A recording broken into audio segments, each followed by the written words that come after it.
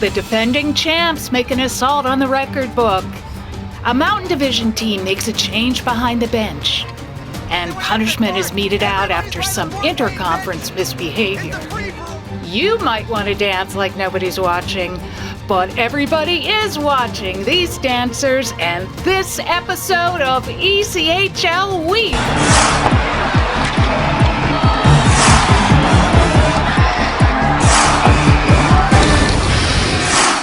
Hi, welcome to another edition of ECHL Week. This time we come to you from the West Banco Arena in Wheeling, West Virginia, home of Spike and the Wheeling Nailers.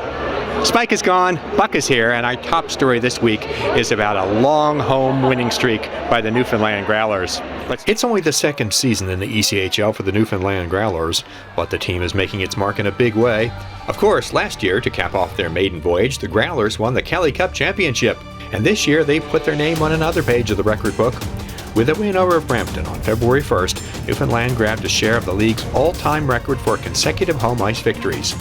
The ECHL affiliate of the Toronto Maple Leafs has won 18 straight games on Mile 1 center ice and has tied the 1994-95 South Carolina Stingrays for enduring home arena success. Is there any secret to this home dominance? Let's hear from some team members. First, leading scorer Giorgio Estefan.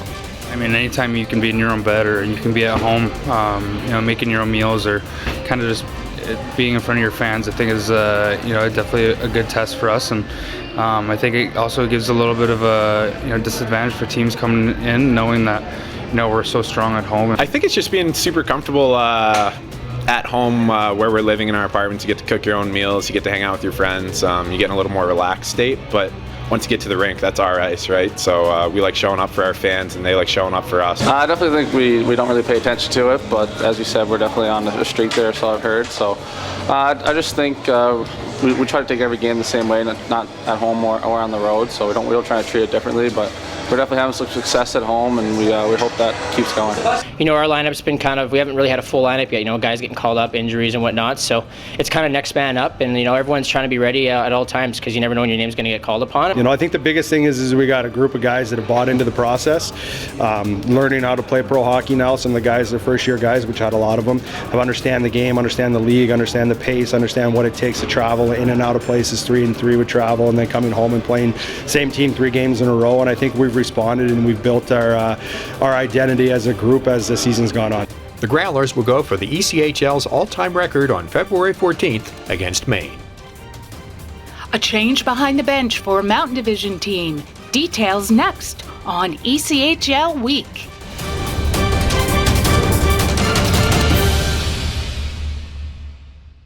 The ECHL season is here, and ECHL TV is your ticket to all the action. With streaming to your PC, phone, tablet, Apple TV, Chromecast, and Amazon Fire TV, you'll never miss a moment of the action. Plus, you can watch up to 4 games at once on PC with Quad View. Watch live or on demand with both home and away commentary. Single game and season passes are available. Visit ECHL.TV to subscribe.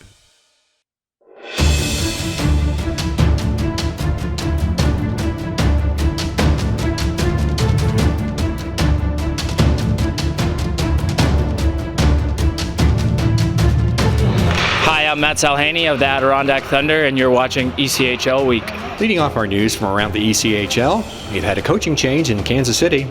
John Scott Dixon, the bench boss of the team for the last 3.5 seasons, has been relieved of his duties as head coach and director of hockey operations. Taking his place is interim head coach Cole Schultz, who's in his first season with KC and had been the assistant coach. I've been here with John Scott for the last 5 years. I've grown with him here, so it's always tough to see. But, this one was on us as players. We have to get it together as a team and hopefully have a strong second half. I think we're going to have a renewed commitment to defensive accountability with what we're going to do going forward here. We're changing things up minorly in terms of what we're doing structurally, but I believe in a system that we were running. I just don't believe necessarily that the structure in which we were running it is up to par for professional hockey, and hopefully by doing the little things right with our details and habits, it's gonna pay dividends here going forward.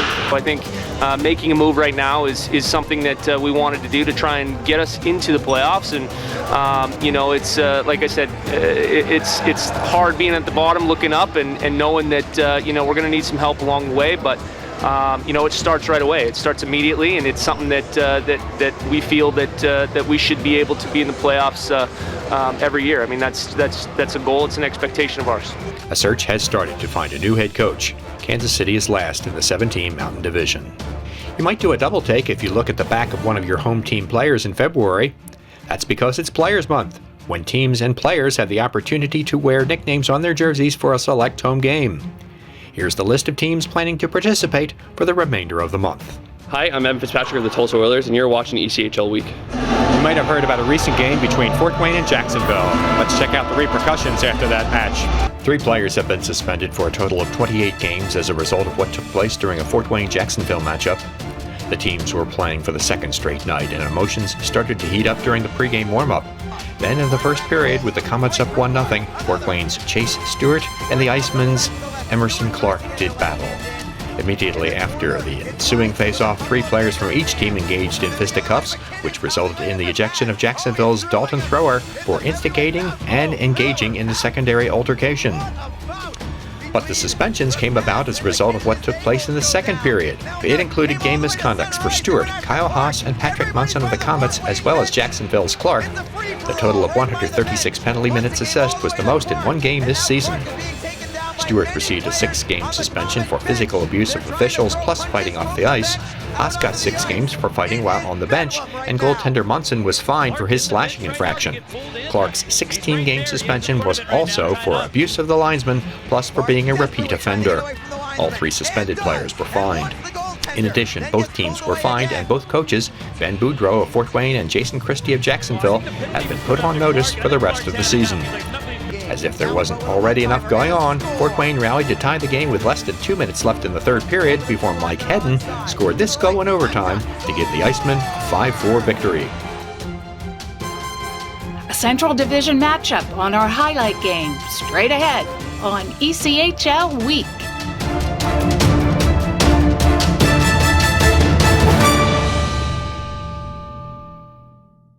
Oh, great presentation, Tim.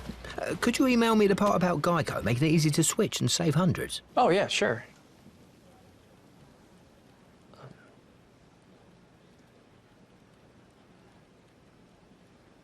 You don't know my name, do you? Of course I know your name. I just get you mixed up with the other guy. What's his name? What's your name? Switch to Geico. You could save 15% or more on car insurance. Could you just tell me? I want this to be over.